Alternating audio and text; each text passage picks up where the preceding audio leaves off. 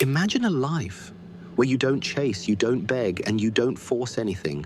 Imagine moving through the world with clarity, not pressure, with presence, not panic. Most people break themselves trying to hold things together. They force timing, they force people, they force success, and in the process, they lose themselves. I used to think force was strength. I trained harder, fought harder, tried to control every detail, but it wasn't until I let go that I truly became powerful. When I stopped forcing, I began flowing. That's when I understood water can crash, but it can also heal. It adapts, it waits, it moves without resistance, and yet nothing can stop it. I became water, and in doing so, I found freedom from the need to control everything. Now I will show you how to do the same. 1. Power does not rush. It waits and strikes only once. Most people think power means doing more, rushing, pushing, chasing every opportunity, reacting to every challenge, but that's not true power. Real strength isn't loud and it's not desperate. It doesn't chase noise. It waits, it watches, it calculates. Think of a tiger in the jungle. It doesn't waste its energy running after every sound or every shadow. It stays hidden, focused, still. Not because it's weak, but because it's smart. It knows its power. And when the time is right, when the moment is perfect, it doesn't hesitate. It strikes once. No chaos, just clean, controlled execution. This is the mindset of a master. You don't react because you're scared.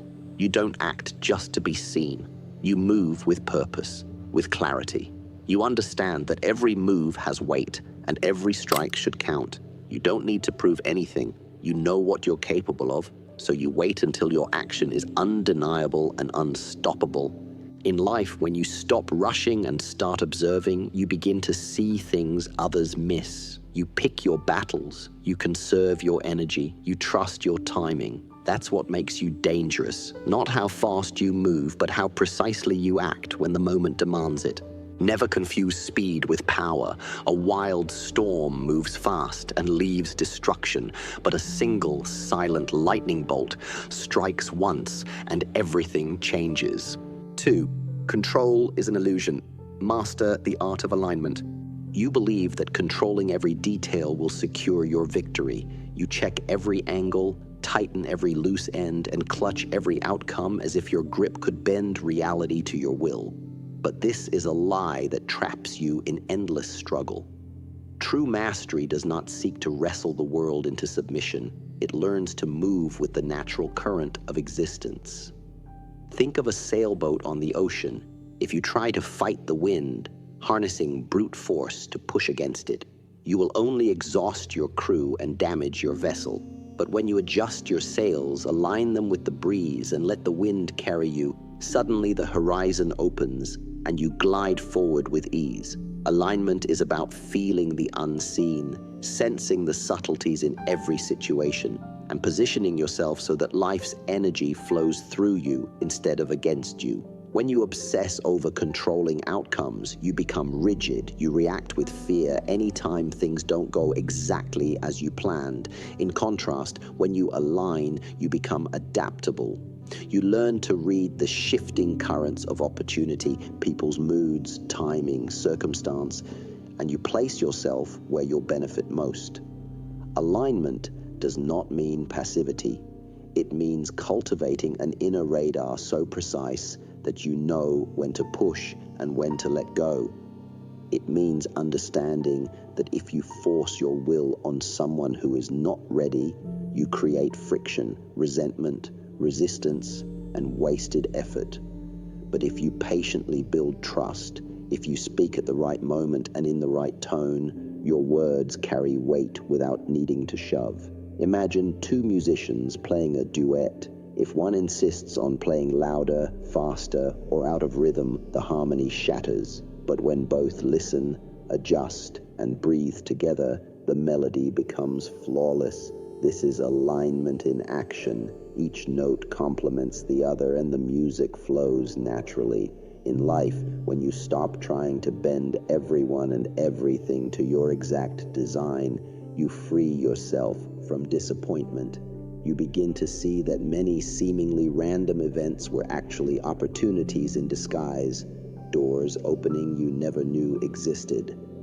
You learn to trust that when your intentions are clear and your heart is pure, the right path will reveal itself. Instead of fighting against what is, you join forces with what can be. Only then do you transform control from an impossible demand into a graceful dance, and you discover that the universe unfolds exactly as it should when you are aligned with its rhythm rather than in battle against it.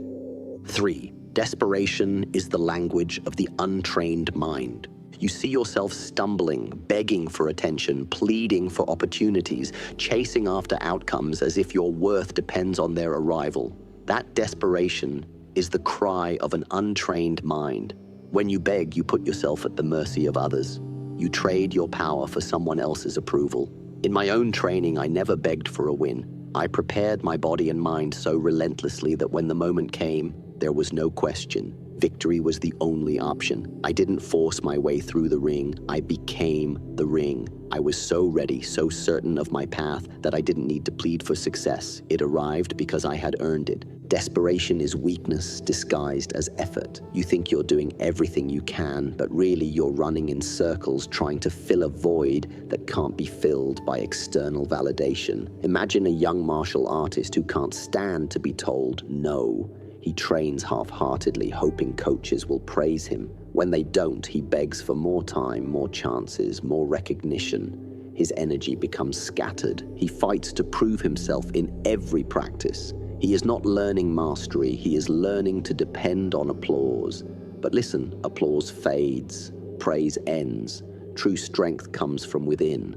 When you train with purpose, when you push through pain late at night, when you perfect your technique even when no one is watching, that is where worth is forged. If you find yourself forcing others to see your value, demanding respect, love, or opportunity, you have surrendered your power. Real confidence doesn't shout. Real strength doesn't knock on doors. It becomes the reason doors open. Walk away from anyone or anything that tries to trap you in a begging position. When you stop pleading and start building, your silence speaks louder than any desperate cry. Others will sense your calm certainty. They'll be drawn to your energy rather than repelled by your need. When you embrace discipline over desperation, you stop forcing and start becoming. You shift from chasing shadows to defining your own light.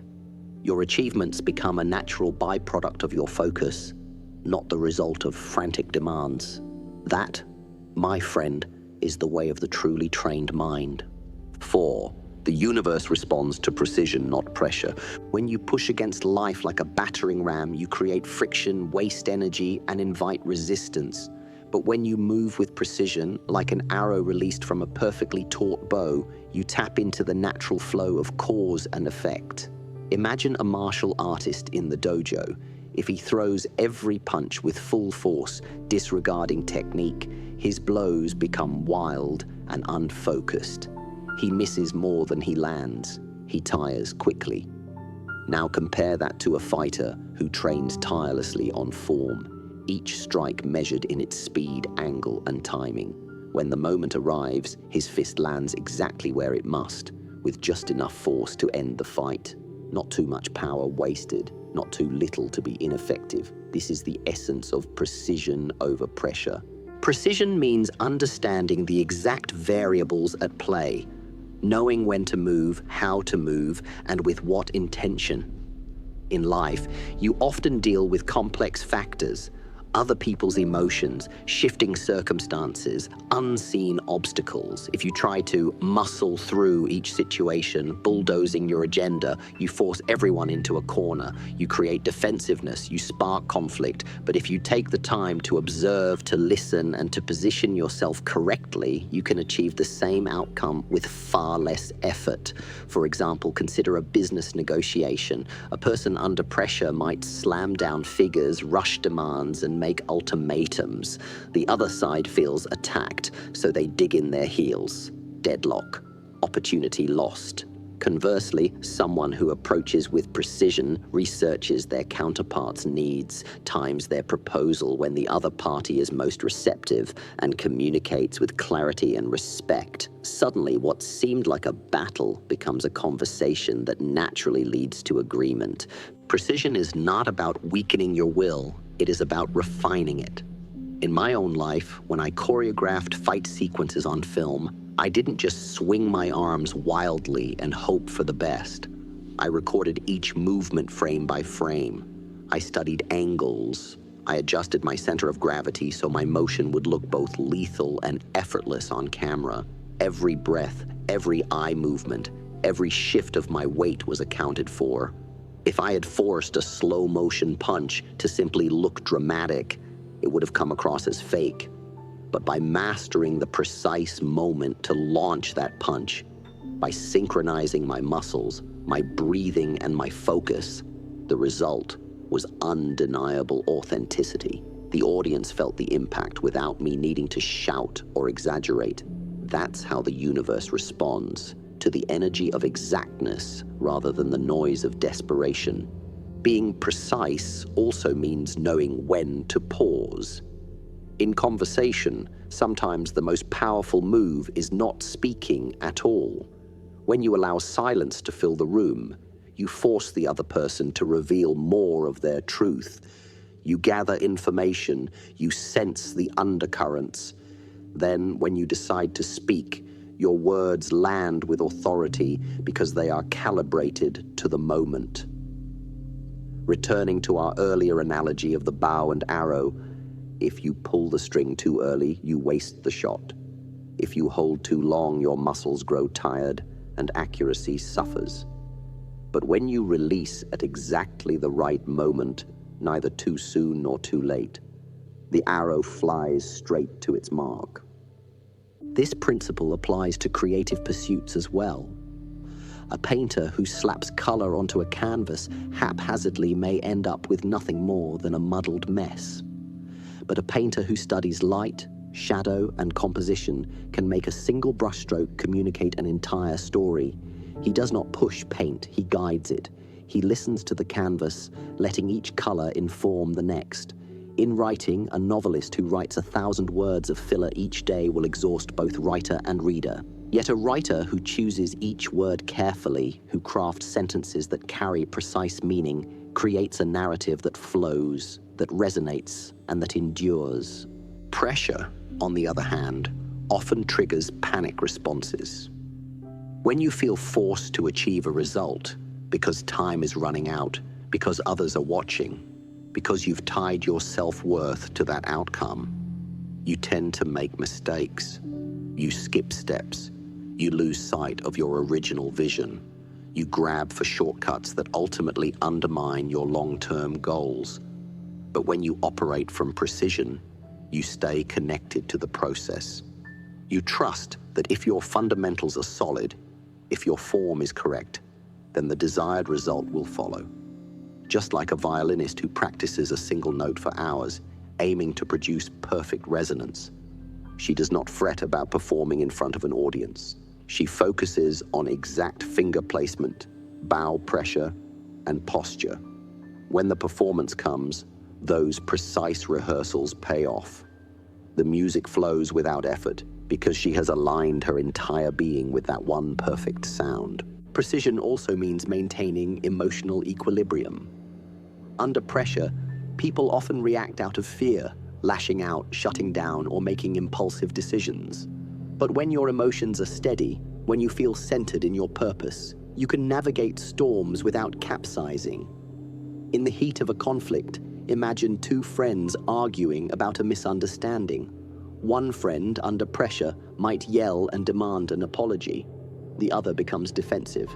The argument escalates. But if instead the first friend approaches with precision, speaking calmly, choosing each word to express feelings without blame, and waiting for the right moment to listen, their conversation transforms. Tension dissolves. Understanding emerges. No one needed to force an apology. It came from genuine empathy and clarity. Recognize that precision honors authenticity. When you align your actions with your true self, your values, your strengths, your unique perspective, you don't need to pressure the world to accept you. You become a natural fit. Just as a master craftsman doesn't hammer a square peg into a round hole, you don't try to force your life to look like someone else's. You focus on the exact shape of your own potential. You polish your skills, you refine your approach, and the space you occupy in the world is programmed for your success, simply because it matches your true design. Any attempt to jam yourself into a mold by forcing others to see you a certain way only creates friction. The universe resists being bent. But when you stand in perfect alignment with reality, when your mind, body, and spirit are calibrated to your purpose, the universe opens its doors. Opportunities flow in as naturally as a calm river rolling into the sea. Remember, pressure is the sword that cuts both ways. It injures you as much as it wounds your target. Precision, however, is the scalpel, fine, controlled, and capable of making the most profound change with the least effort. Practice aiming, practice timing, practice listening to yourself, to others, to life's cues. When you do, you'll discover that the path forward lies not in forceful exertion, but in the gentle art of exactness. And that is how the universe at its deepest level will respond, not to your greatest pressure, but to your finest precision. 5. Your inner stillness is more dangerous than loud action. You think power is in the noise you make, the volume of your voice, the speed of your moves, the weight of your presence. But true power often lies in what is unseen, unheard, and unforced. Your stillness. Most people believe strength is demonstrated by being the loudest in the room, by speaking first, pushing hardest, and demanding attention. They fill every silence with words, hoping to fill every second with activity, as if constant motion were proof of worth. But this is a misunderstanding born from anxiety. When you feel the need to prove yourself, to prove your value, you fill the void with noise. In doing so, you invite distraction and lose focus on what truly matters. Imagine for a moment two fighters squared off in a dimly lit dojo. One fighter bobs and weaves, circling rapidly, swinging wide, trying to dominate by outlasting his opponent in sheer activity. He yells, he gesticulates, hoping to intimidate. The other fighter stands perfectly still, a quiet, centered figure, feet planted, breathing slow and even. He doesn't watch his opponent's every flash of movement. He senses the flow of energy between them.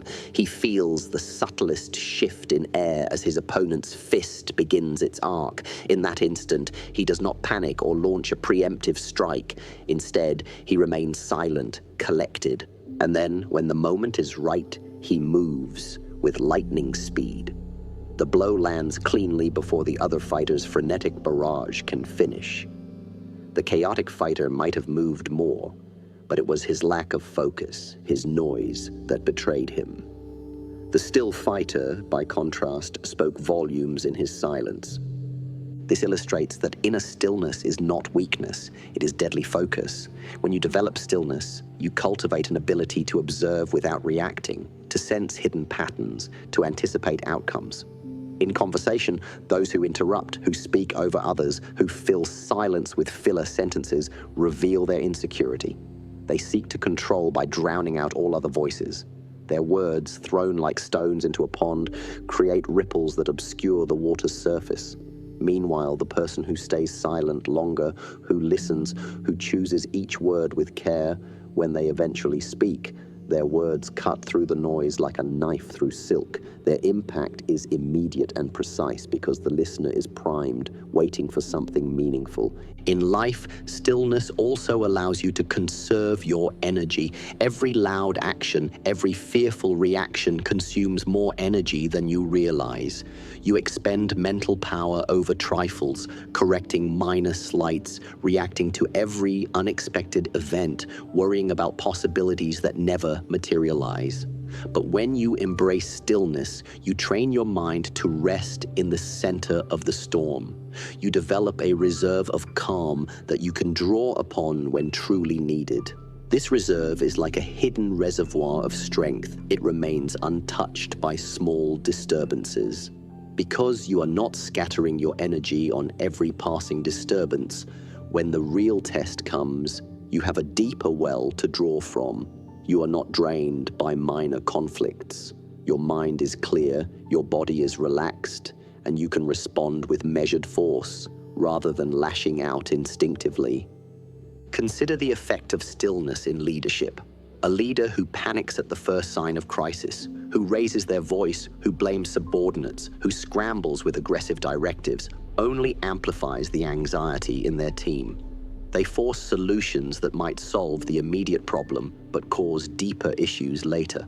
In contrast, a leader who remains calm, listens carefully, weighs options, and then issues thoughtful instructions, even if their voice is measured, instills confidence. Their silent confidence reassures people that there is a plan and that they are not alone. People follow the silent leader because they sense that this person is grounded, unshaken by turmoil, capable of navigating the true danger without wasting energy on the illusion of control. In personal relationships, stillness wields a similar power. When arguments heat up, one person may shout insults, make demands, and try to force the other into submission. Their insistence, however, only stokes aggression and resistance. The person who remains calm, who listens without interrupting, who allows the storm of emotion to pass through them without reacting, gains a position of strength. They do not feed the conflict. Instead, they observe the other's outburst, see the fear or frustration behind the anger, and respond at precisely the right moment, with empathy or a probing question that dissolves tension. Their silence creates space for truth to emerge. This is far more powerful than retaliating with words of one's own. Beyond external conflicts, inner stillness is crucial for self-mastery. In moments of stress, when a difficult decision must be made, when fear tempts you to flee or freeze, when doubt tries to overpower you, those who have cultivated stillness can pause, take a deep breath, and access a place of clarity. In that moment, the competing voices in the mind, fear, anger, desire, become quiet. Through this quietude, you connect with your deeper instincts, your values, and your purpose. From there, your actions are guided not by panic or ego, but by unwavering conviction. This is how teachers, artists, and masters in every field accomplish feats that others dismiss as impossible. They did not simply outwork their competition, they outrested them. They preserved their inner calm while others burned bright and extinguished themselves on trivial distractions. Ultimately, stillness is mastery over yourself. It is the ability to stand at the eye of your personal hurricane, undaunted, unmoved, unbroken. From that place, you see the world clearly and act decisively. Loud actions may grab attention momentarily, but they rarely create lasting impact. Silence, on the other hand, endures. It resonates. It influences others on a deeper level, often without them even realizing it. Embrace stillness not as a retreat, but as a forward-moving force that sharpens your focus, conserves your strength, and magnifies your presence. When you do, you become an unstoppable force, quiet, precise, and infinitely more dangerous than any uproar you might have once made. 6. When you force things, you betray your inner wisdom. You've learned that true power waits, that control is an illusion, that desperation is weakness, that precision outshines pressure, and that stillness can be more formidable than noise. Now understand this. Every time you force a situation, you drown out the quiet voice inside you that already knows the way forward.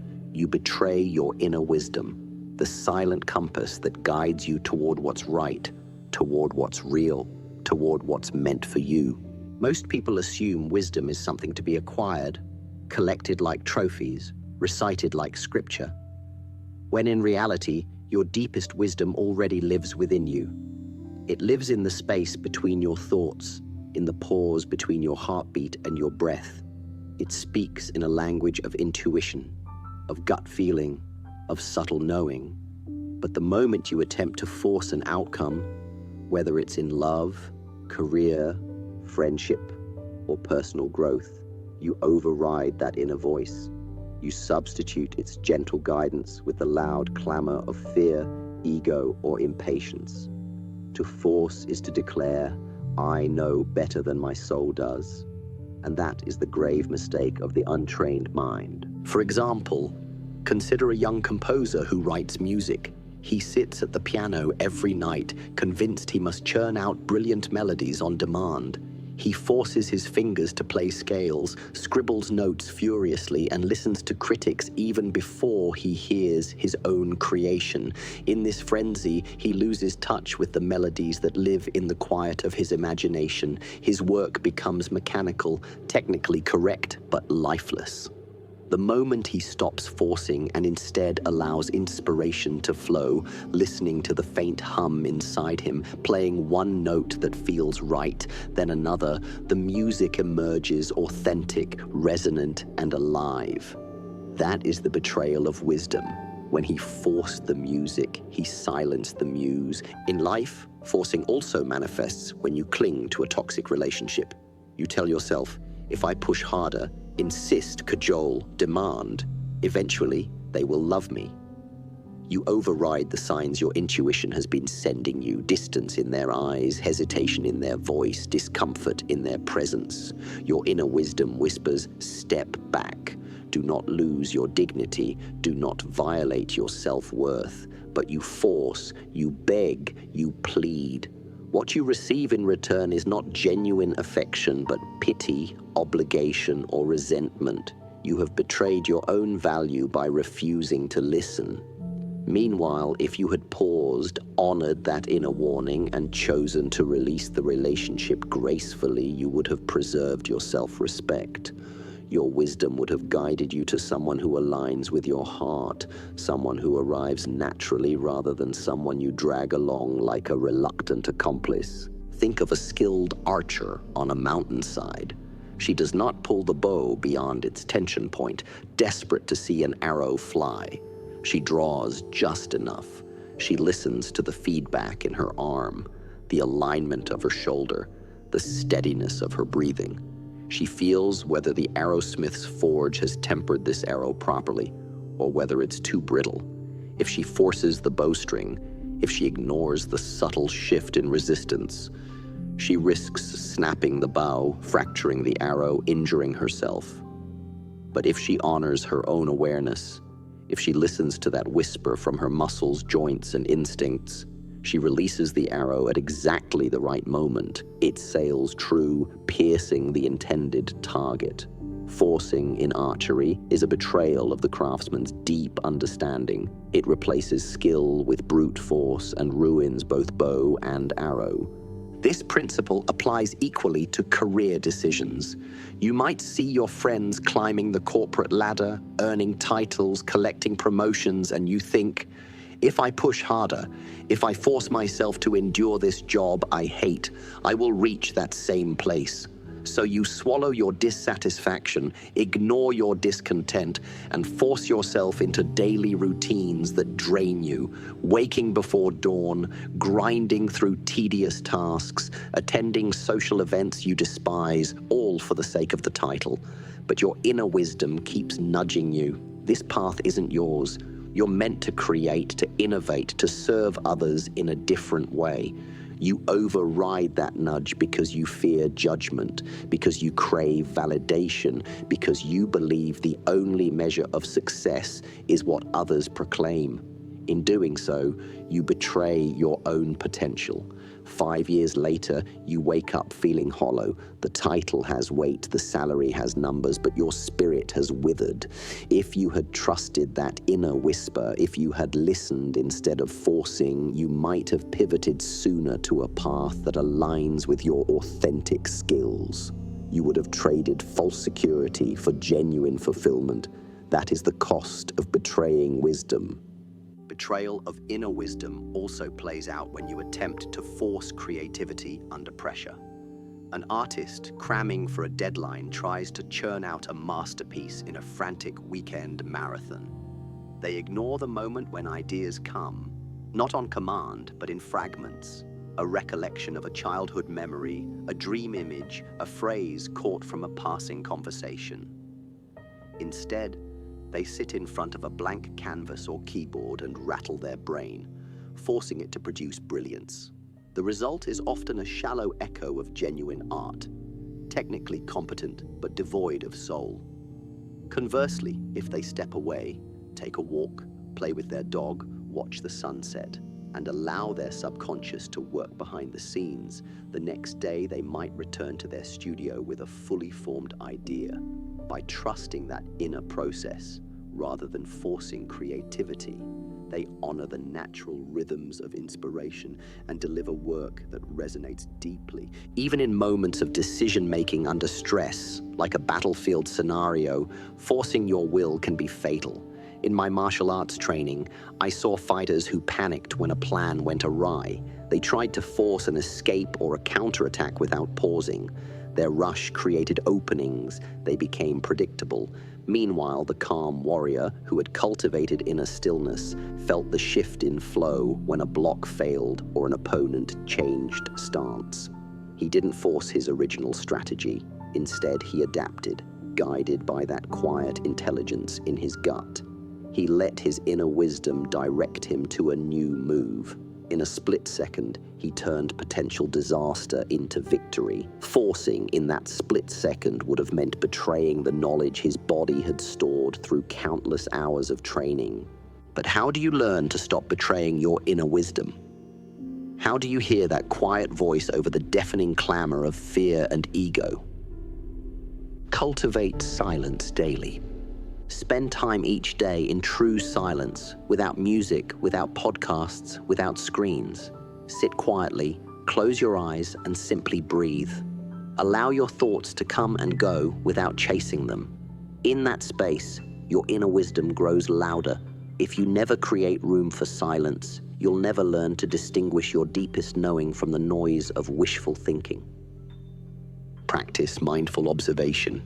Whether you're in a crowded market or alone in your home, practice observing, without judgment, without commentary.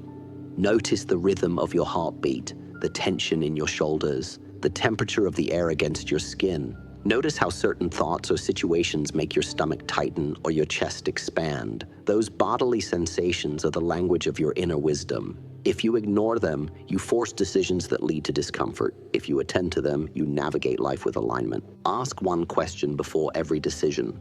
Does this feel aligned? Before you commit to a project, before you send that email demanding results, before you tackle that argument head-on, pause and ask yourself if it feels aligned to your highest values. You might still choose a path that's difficult, but at least you choose it for the right reasons. Forcing comes when you skip that question and default to fear or expectation. Embrace failure as feedback, not as a verdict. When you force outcomes and they fail, you feel shame or frustration. You tell yourself, I knew I shouldn't have done that. I must not be capable.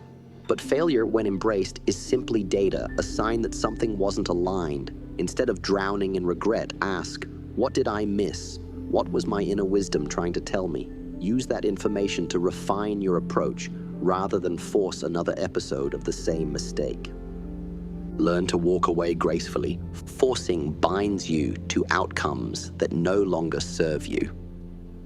Mastery means knowing when to release your grip. If you find yourself pleading to be heard in a conversation, begging to be valued in a relationship, or pushing yourself into burnout at work, it may be time to step back. Walking away isn't surrender. It's a return to self. You choose to trust that your wisdom will guide you to something better, rather than remain entangled in something unworthy of your spirit. Study your past patterns. Look back at moments when you forced, the relationships you tried to resurrect long after they were dead, the jobs you remained in out of fear, the deadlines you bullied yourself to meet at the cost of your health. Write them down. For each, note the gut feeling you ignored. tightness, unease, restlessness. When you see the pattern, you realize, my inner wisdom was trying to protect me. Forcing would have led to the same dead ends had I persisted. Recognizing this pattern strengthens your resolve to listen next time. Surround yourself with mirrors, not echo chambers. An echo chamber simply repeats what you already believe. It fuels your need to force outcomes. Instead, seek honest mirrors. A friend who asks the hard questions, a mentor who challenges your assumptions, a coach who points out where you're ignoring your own intuition. These mirrors reflect your blind spots and help you distinguish between fear-driven forcing and wisdom-guided action. When you embrace these practices, forcing becomes unnecessary. You move through life conjoined to your inner compass rather than waging war against it. This does not make you passive or weak. It makes you a sovereign being in tune with your own truth. You no longer betray your wisdom. You honor it. You no longer shout into the void. You speak from a place of clarity. You no longer ache with regret. You live with the confidence that if you miss a turn, your wisdom will guide you back onto the right road. Remember, every forced action is an act of betrayal against yourself, against the flow, and against the natural order of things. But every time you pause and listen, you renew your connection to the silent intelligence within. That intelligence knows the perfect pace, the perfect moment, the perfect path.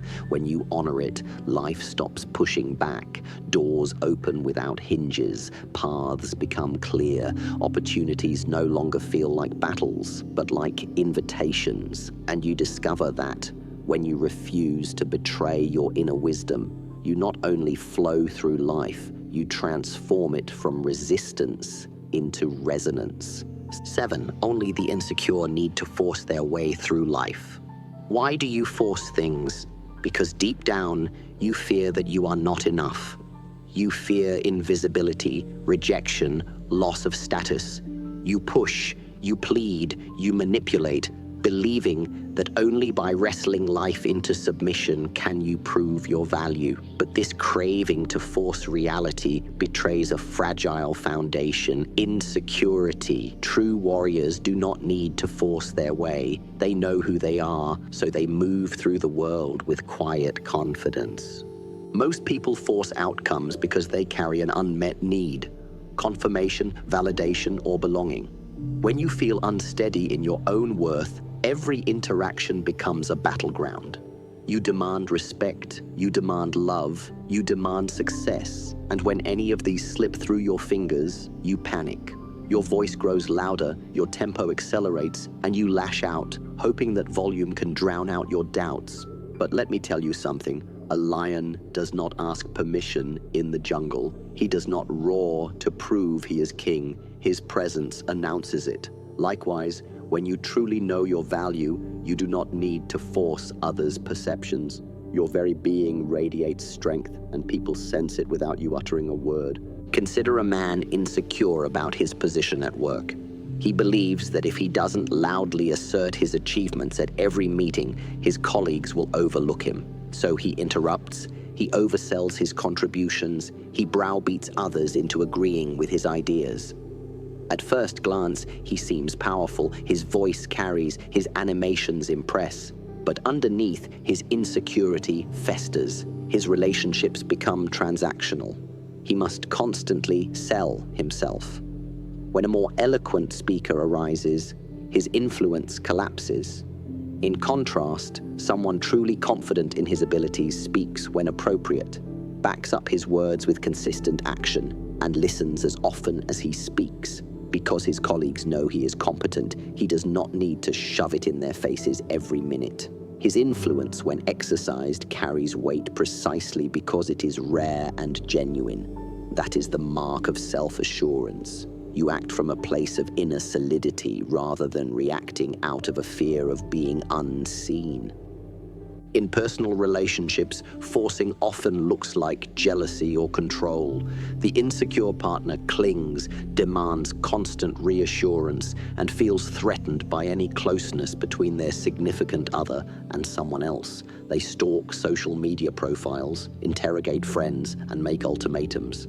Their frantic need to keep the other person is driven by the belief, if I do not force their loyalty, they will abandon me. But this approach always backfires. Human hearts cannot be caged. When you clutch someone too tightly, you suffocate the natural flow of connection. Real intimacy thrives on trust and space. In contrast, someone secure in himself trusts that his partner's affection arises from choice, not coercion. He does not monitor every text message or demand a timeline for their future. Instead, he cultivates his own growth, pursuing interests, investing in friendships, refining his character. In doing so, he becomes someone worth staying for. He does not need to force the relationship because his confidence transforms him from a needy pendulum into a grounded pillar. Even in creative endeavors, forcing is a symptom of insecurity. Think of a writer who fears that every word must be perfect. He sits at his desk, brow furrowed, demanding brilliance on the first draft.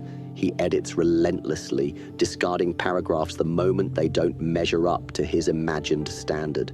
Each rejection or critique feels like a personal attack, so he forces new revisions, often overworking a piece into lifelessness. He does not trust his own creative instincts, so he shouts on the page rather than letting his unique voice emerge. Compare that to a writer who, though yearning for excellence, recognizes that creativity is a process. He drafts with curiosity, plays with form, and allows mistakes to guide him toward breakthroughs. He knows that each failure is feedback, not a definitive verdict on his worth. Because he is secure in his identity as a storyteller, he can lean into uncertainty and let his craft blossom organically. He does not force a story, he invites it to reveal itself through patience and self-trust. In moments of leadership, forcing reflects insecurity disguised as authority. A leader who lacks confidence in his vision will pound his fists on the table, bark orders, and demand immediate compliance. He equates volume with respect, but his team feels pressured, not inspired. They follow out of fear of reprisal rather than alignment with purpose. High-performing individuals resent this coercion. They may obey superficially, but their engagement and creativity wither.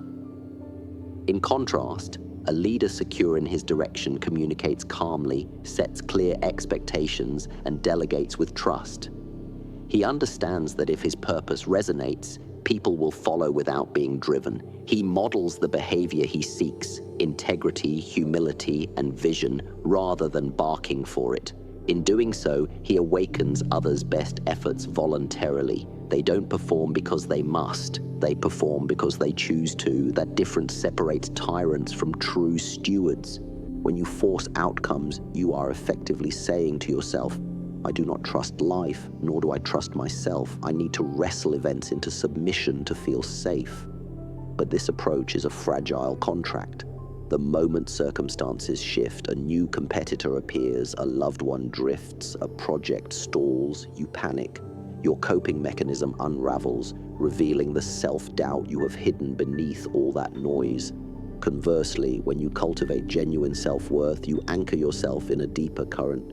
You recognize that setbacks are not personal rejections, but opportunities to adapt. You treat obstacles as teachers, not enemies. You learn to flow around difficulty instead of banging your head against it. By refusing to force, you demonstrate an unwavering belief in your own resilience and in life's capacity to present new paths. How do you move from insecurity to authentic confidence? Here are some guiding principles. Embrace radical self-awareness. To know your worth, you must first understand who you are, your strengths, your flaws, your deepest yearnings. Spend time in honest reflection. Write in a journal, what qualities do I most value in myself? Where have I overcome challenges? What am I afraid of losing? Answering these questions with brutal honesty reveals the cracks where insecurity seeps in. By illuminating these shadows, you can begin to fill them with self-compassion rather than self-criticism. Build competence through small wins. Confidence grows from proven ability. Choose a skill, public speaking, physical fitness, creative writing, and commit to mastering its fundamentals. Celebrate each small victory, delivering a clear sentence in front of a friend, completing a set of push-ups, finishing a short story. Each step reinforces, I am capable. Over time, these accumulations of competence form a bedrock that no amount of external pressure can shake. Practice vulnerability in safe spaces. Insecure people hide their true selves, fearing judgment. But hiding only reinforces the lie that you are unworthy. Find a circle of trust, a close friend, a mentor, a support group, where you can express your authentic feelings without fear of reprisal. Admit your doubts, your mistakes, and your aspirations. As you share and receive empathy rather than ridicule, you realize that vulnerability does not lead to rejection. It fosters deeper bonds. Each time you show up honestly, you plant a seed that grows into stronger self-regard. Set boundaries without apology. Forcing often arises because you lack healthy boundaries. You say yes when you mean no. You apologize for having needs. You stay in draining situations longer than you should. Start practicing firm, loving boundaries. Communicate your limits with calm conviction. I appreciate your viewpoint, but this is my decision. Or, my time today is limited. Let's schedule another meeting. You may face initial resistance. Some will test your resolve, but each boundary you uphold without guilt reinforces, my value is not contingent on pleasing others. Over time, you learn that setting limits is not selfish.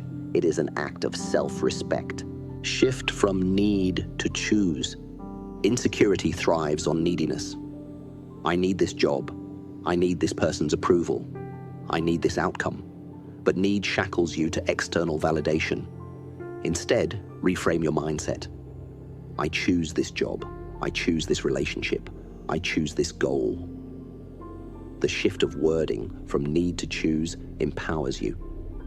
Even if circumstances change, you remain the chooser of your responses. You recognize that while you prefer certain outcomes, you are not devastated if they slip away. This choice-based perspective dissolves the compulsion to force and replaces it with intentional alignment. Cultivate gratitude for present gifts. When you fixate on what you lack, what you do not have, you perpetuate insecurity. You force because you chase an elusive more. But if you train your mind to notice what is already well in your life, good health, supportive friends, simple comforts, you create a reservoir of contentment. Gratitude roots you in abundance, not scarcity. From that grounded space, you no longer need to force outcomes because you recognize your cup is already full. This does not mean complacency. It means pursuing growth from a place of fullness, not from a place of hollow desperation.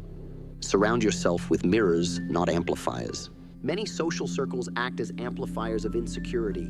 They validate your need to force by echoing fears. If you don't hustle harder, you'll fail. You have to prove yourself every day. Never show weakness. Seek instead mirrors, people who reflect your strengths and challenge your blind spots compassionately. These individuals will tell you when you are forcing unnecessarily, will ask, why are you pushing so hard? And will remind you of your inherent worth. Over time, these honest reflections transform insecurity into steady self-assurance. Embody the lion posture. Stance, breath, and gaze matter.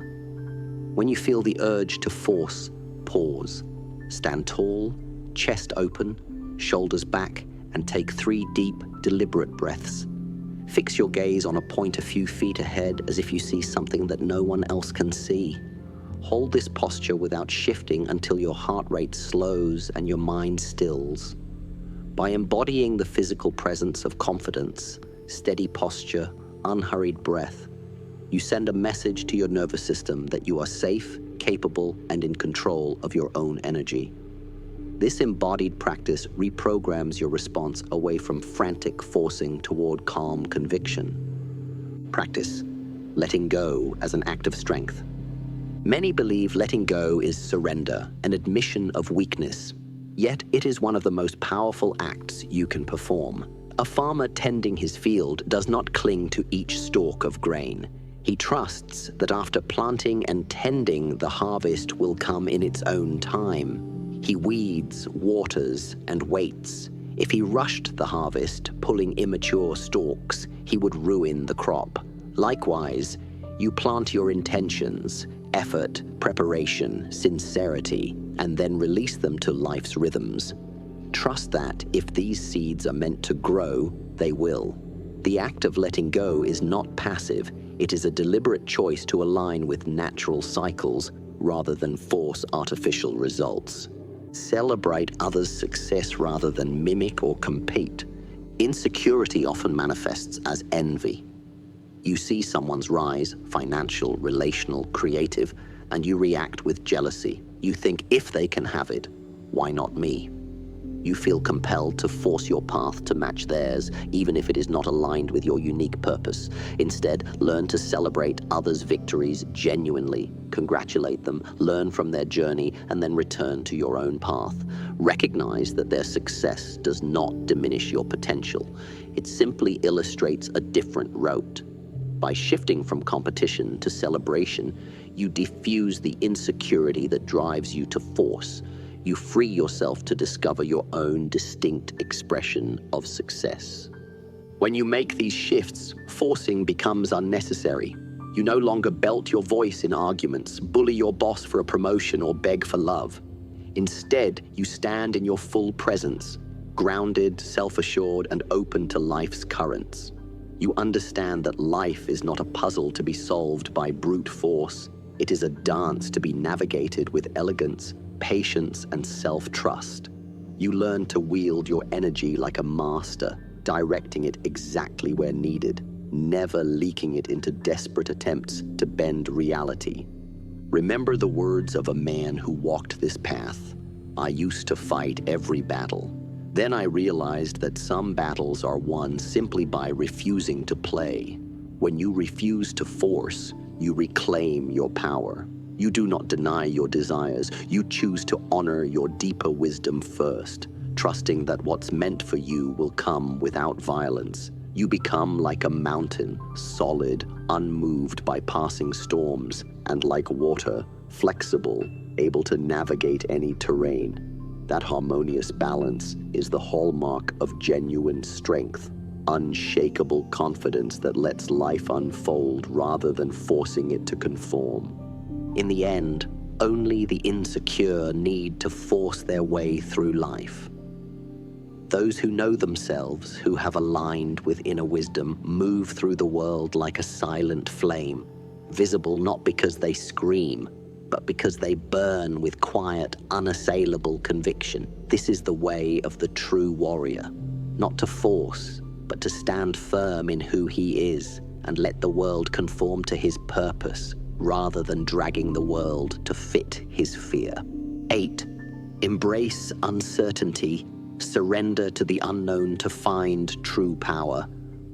You fear the unknown. You cling to plans, checklists, guarantees, because uncertainty makes you uncomfortable. But forcing assumes certainty you do not possess. When you grip life as if you know its every twist, you close your mind to infinite possibilities. True mastery lies in embracing what you cannot predict, in surrendering to the unknown rather than resisting it. Most people treat uncertainty like an enemy, something to be conquered with control. They create rigid schedules, demand explanations before they act, and refuse to step forward until every angle is vetted. Yet life is not a factory with a fixed blueprint. It is a river with shifting currents, hidden eddies, and unseen tributaries. When you demand certainty, you attempt to dam that river. You build walls in a place where water must flow. In martial arts, a fighter who tries to predict every move of his opponent, charts out a strict sequence, will be outmaneuvered. His mind is too busy clinging to an expected sequence rather than responding to what actually happens. Meanwhile, the truly skilled fighter stays present in the moment. He senses subtle shifts in weight, micro-flinches, changes in breathing. He does not require a guarantee of victory. He trusts his training and adapts instantly. That is the essence of surrendering to uncertainty. You prepare thoroughly, then you let your instincts guide you rather than forcing a pre-planned outcome. Consider a kayaker navigating rapids. If he tries to control every wave, steering against each current as if he can dictate the river's shape, he will capsize.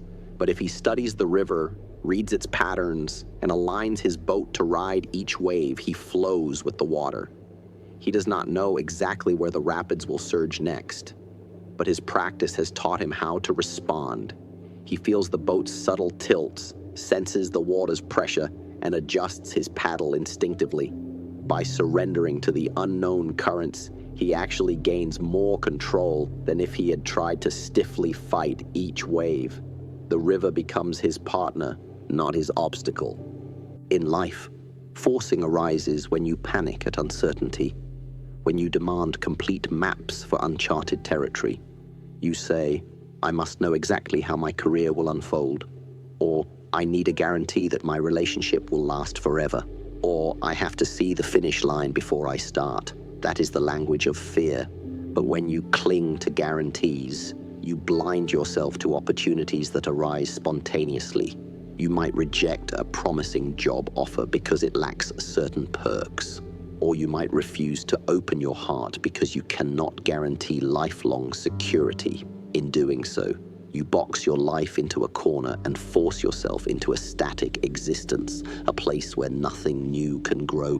True power is born in uncertainty because it forces you to develop deeper qualities. Presence over planning. When you embrace uncertainty, you shift your focus from what will happen to what is happening now. You train your mind to observe, to listen, to feel the subtleties of each moment. In combat, you do not execute a predetermined kata sequence. You respond in real time to your opponent's moves. Outside the dojo, this translates to tuning into the present, listening to the tone of a conversation rather than mentally rehearsing your response, noticing a sudden market shift rather than being fixated on last quarter's projections. When you force, you act from rigidity. When you surrender, you act from presence. That presence invites clarity, clarity that no rigid plan, no matter how detailed, can provide. Adaptability over attachment. Attachment to specific outcomes is the root of forcing. You say, "I want exactly this," and you push until you break something, your relationships, your health, or your sanity. But when you relinquish rigid attachments, when you accept, "This may happen," or "that may happen," or "something I can't foresee may happen," you cultivate adaptability. In my own life, every time a film project fell through or a school closed unexpectedly, I could have forced disappointment into bitterness. Instead, I redirected my energy, teaching, writing, refining my art. I discovered new avenues precisely because I released attachment to the old ones. Adaptability turns every setback into a pivot point, every no into an invitation for exploration. Courage over comfort. Forcing is a comfort-seeking strategy.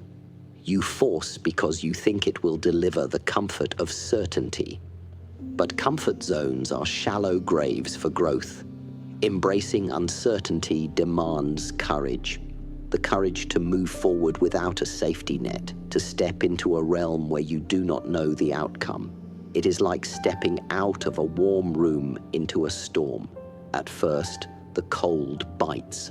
But as you adjust, you find resilience you never knew existed. When uncertainty becomes your ally, you no longer recoil at the unknown. You lean into it, knowing that every challenge will reveal your hidden strengths.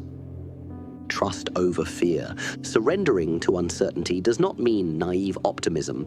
It means cultivating trust.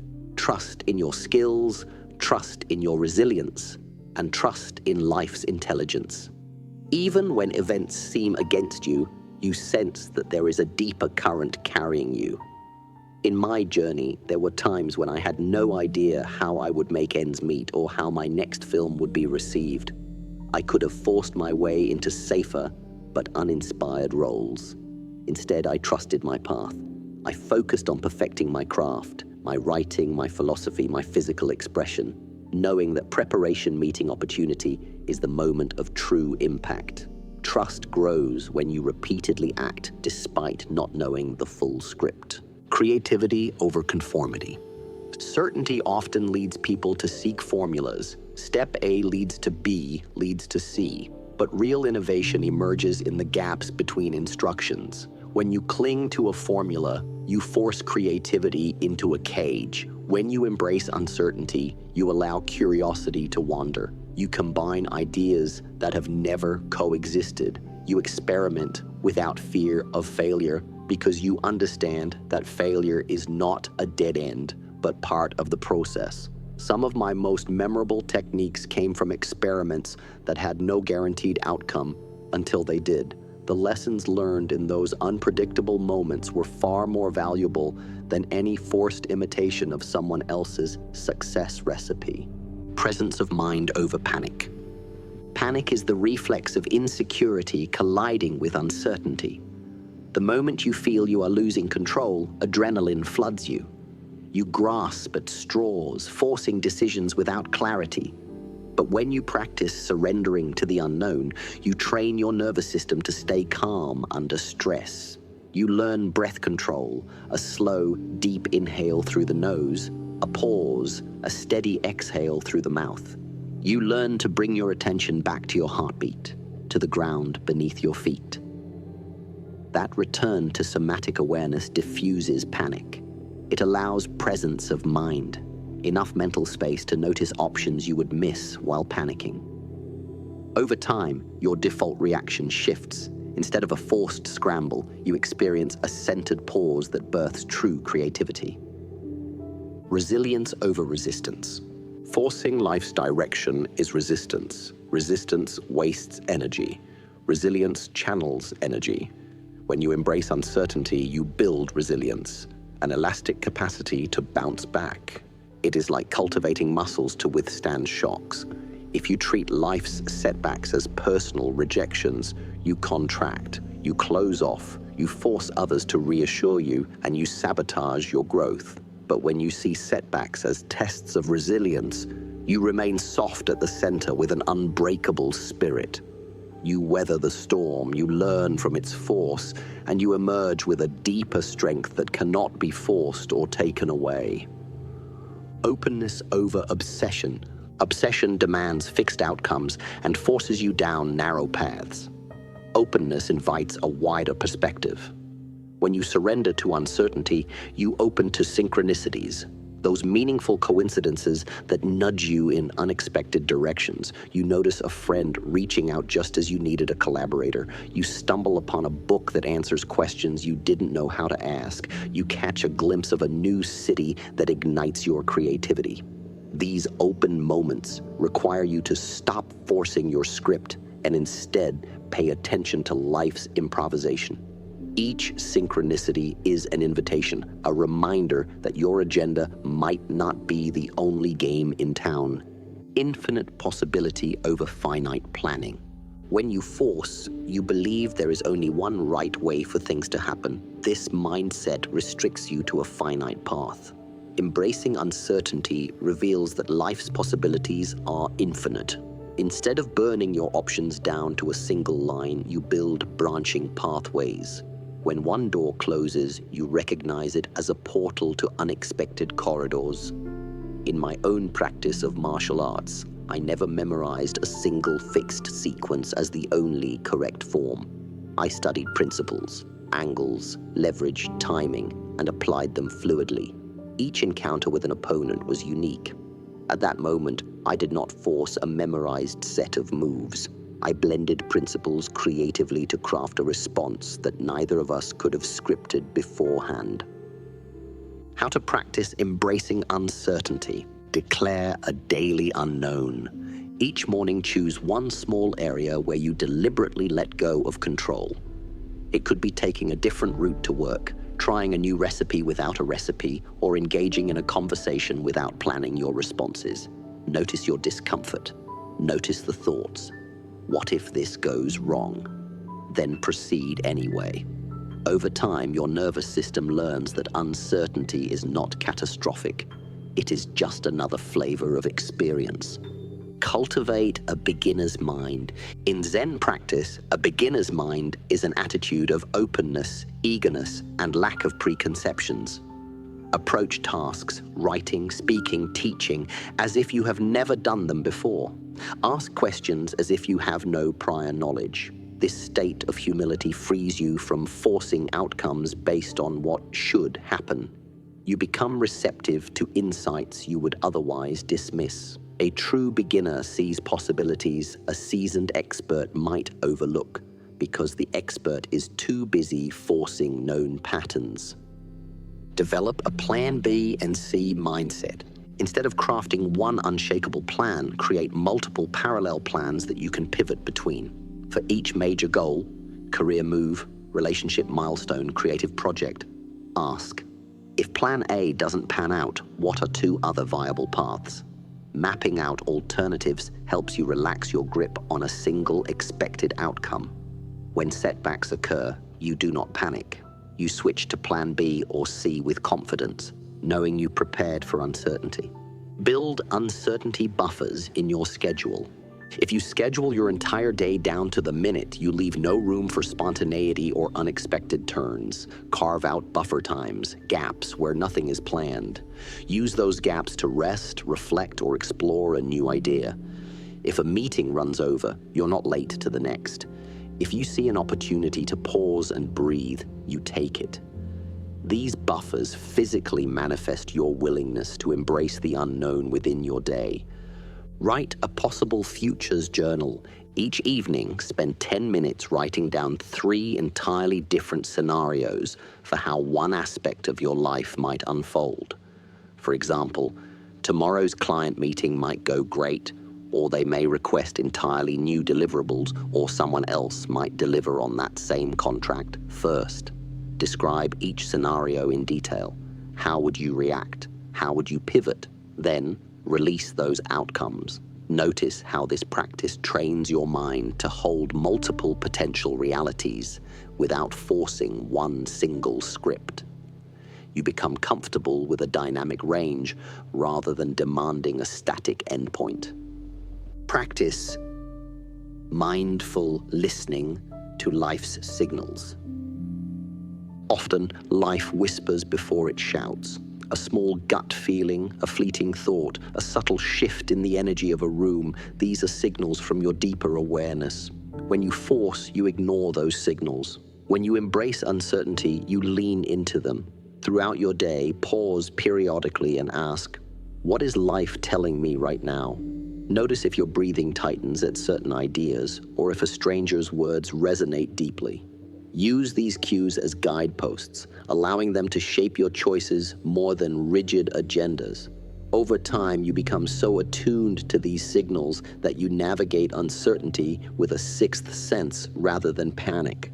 Reframe failure as feedback. When you force an approach and it fails, the instinct is to view that failure as proof that you were wrong. Wrong to try, wrong to believe, wrong to hope. But if you reframe failure as feedback, data about what does not work, you transform uncertainty from a threat into a teacher. Each failure reveals a hidden variable you missed. Instead of tightening your grip after a setback, you loosen it further, crafting a new approach informed by the lesson. Gradually, you cultivate a mindset where uncertainty becomes a constant laboratory of learning rather than a pit of despair. Create rituals of release. Just as martial artists bow before and after practice to acknowledge humility and gratitude, build simple rituals that symbolize letting go. It could be writing down a fear or attachment on a piece of paper and then burning it, or placing worries into a small box and closing the lid until the next week's reflection. Such rituals externalize the act of surrender. They serve as tangible reminders that you are willing to release control and trust whatever arises in its place. Seek chaotic environments on purpose. While it would be foolish to expose yourself to danger recklessly, you can consciously choose low-stakes scenarios that expose you to uncertainty. Travel alone to a place where you do not speak the language. Take an improv class with no script. Volunteer for a public speaking slot at a gathering. Each chaotic environment you navigate successfully builds your tolerance for the unknown and demonstrates that you survive, and often thrive, despite having no guaranteed script. Remember, life is not a problem to solve, but a mystery to experience.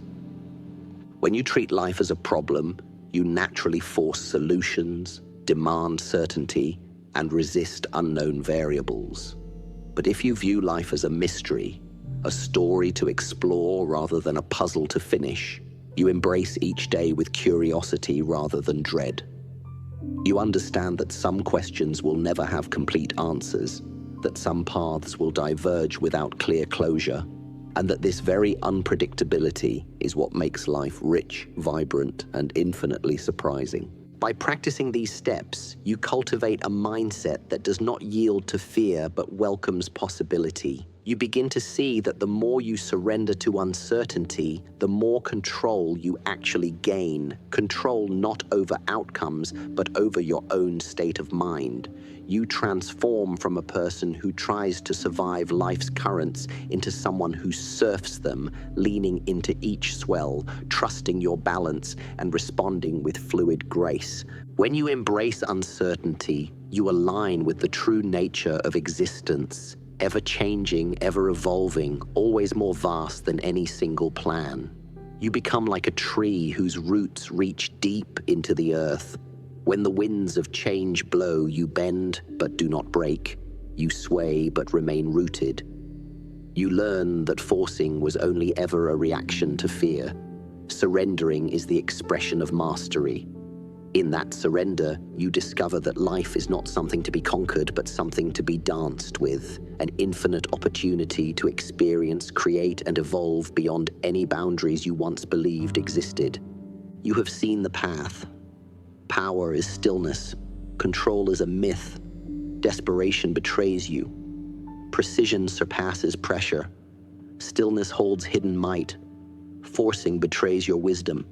Insecurity drives compulsion, and uncertainty must be embraced. Now put all these truths into your bones. Life does not reward those who pound their fists against every locked door, insisting they belong. Instead, it guides the one who waits patiently, listens deeply, and strikes only when the moment is ripe.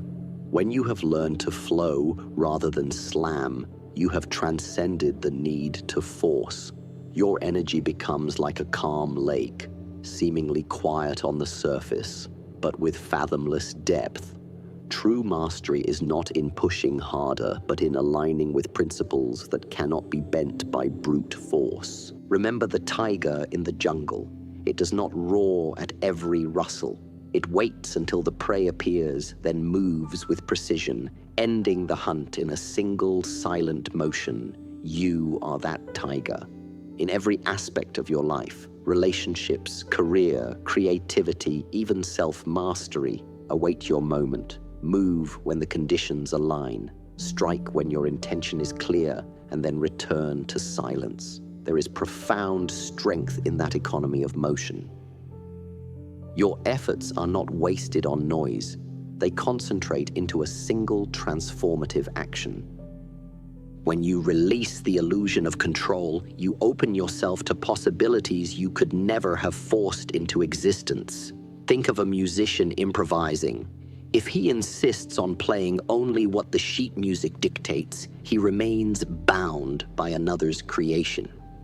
But when he listens to the notes echoing in the room, feels the vibration under his fingertips, he becomes an instrument of inspiration, birthing melodies that no composer could have planned. So too, you must learn to hear the silent music of your own life. The unspoken opportunities, the subtle shifts in others' energy, the sudden openings that appear only to those who do not cling to fixed outcomes. In moments of doubt, when the world seems uncertain and your instincts waver, breathe. Return to that place of inner stillness where your deepest wisdom resides. There, in the quiet, you will rediscover that voice which knows your purpose more clearly than any external voice full of expectations. When you hear it, you will no longer chase hollow victories or beg for hollow praise. Instead, you will walk with a quiet confidence that needs no announcement, for your presence itself will speak volumes.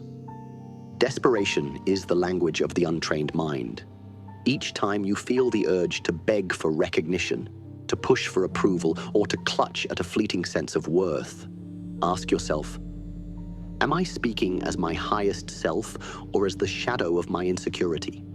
If the answer reveals need, pause, observe that need. Then, like a sculptor chipping away at marble, remove that layer of desperation. Reveal the solid form beneath. A form shaped by discipline, shaped by stillness, shaped by trust in your own unfolding. The universe responds not to the loudest demands, but to the finest calibrations of intention. When you move with the accuracy of an arrow released from a well-tuned bow, you harness the unseen forces around you. Timing, opportunity, and resonance become your allies.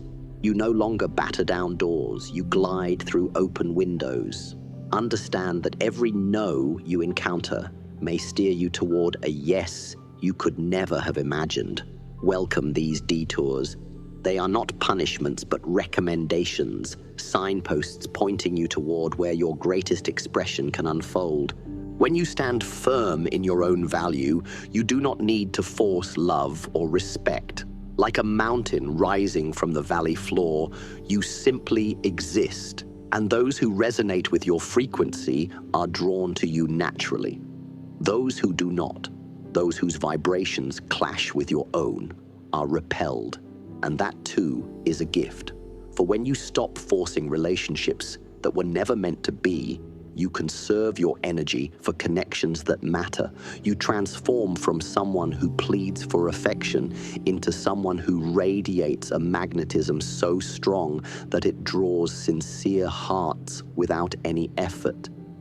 Let uncertainty be your teacher rather than your enemy.